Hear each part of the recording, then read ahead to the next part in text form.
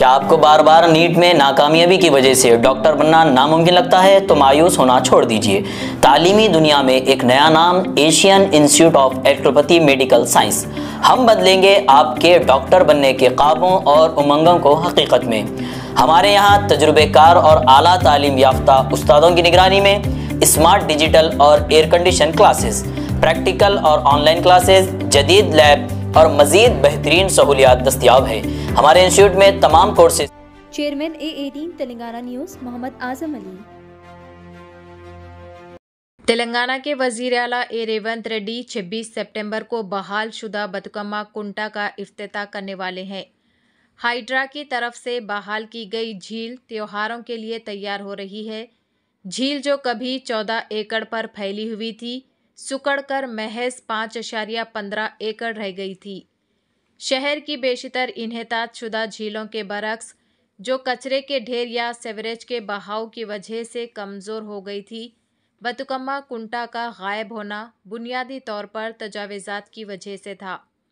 ताहम इस साल फरवरी में हाइड्रा की खुदाई से पानी सतह से चंद फीट नीचे आ गया, जिससे उस जगह का जायज़ा लेने और इसे बहाल करने के लिए मज़ीद काम करने का इशारा हुआ। हाइड्रा कमिश्नर त्योहारों से पहले बतुकम्मा कुंटा का मुआयना कर रहे हैं। ఈ నెల 26వ తారీఖున అంటే ఈ వచ్చేటటువంటి శుక్రవారం రోజున ఇక్కడ ఈ బతుకమ్మ కుంట ఏదైతే పునరుజ్జీవం పూసుకున్నటువంటి బతుకమ్మ కుంటలో ప్రభుత్వం ఆధ్వర్యంలో గౌరవ ముఖ్యమంత్రి గారి చేతుల మీదుగా ఇక్కడ బతుకమ్మ కుంట ఇనాగరేషన్ జరుగుతుంది। దాంతో పాటు పెద్ద ఎత్తున కూడా ఇక్కడ బతుకమ్మ ఉత్సవాలు కూడా జరుగుతాయి। సో దీనికి ఆల్రెడీ ప్రభుత్వం తరపు నుంచి అట్లనే ఇక్కడ స్థానికంగా ఉన్నటువంటి నాయకులు ఇంకా ఇతర ఇక్కడ ఉన్నటువంటి బస్తీవాసులు అందరూ కూడా పెద్ద ఎత్తున కూడా ఈ అరేంజ్మెంట్స్ లో నిమగ్నులై ఉన్నారు। దీంట్లో ఈ బతుకమ్మ సెలబ్రేషన్స్ లో ఇక్కడ ఉన్నటువంటి అంబర్పేటలో ఉన్నటువంటి స్థానికులందరినీ కూడా మేము ఇక్కడ ఆ రోజు ఆహ్వానిస్తున్నాం।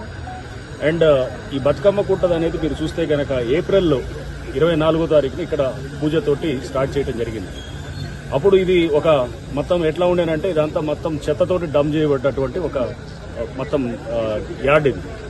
సో మొత్తం చెత్తతోటి ఉండి ఇదంతా మొత్తం కంపళ్ళు చెట్లు ఇదంతా ఉండి మొత్తం ఇక్కడ గాంజాయి తాగేది ప్లస్ ఇట్లా అంతా ఏడ చూసినా మందు బాటిల్లు చెత్త అంతా ఉండి మీకు మొత్తం ఇక్కడ వాసన వస్తుండే అన్నట్టు, ఎందుకంటే డంపింగ్ గ్రౌండ్ ఉండే అటువంటి దీన్ని 5 నెలల్లో ఇది ప్రభుత్వం ఆదేశాలు ముఖ్యమంత్రి గారి ఆదేశాల మీద మేము HMDA ఫండ్స్ తోటి దాదాపు 7.5 కోట్లతోటి ఇక్కడ హైడ్రా ఆధ్వర్యంలో ఈ ప్రాజెక్ట్ని ఎగ్జిక్యూట్ చేయడం జరిగింది। 5 నెలల్లో మనం ఇప్పుడు బతుకమ్మ కుంటని పూర్తిగా ఇచ్చేయటం।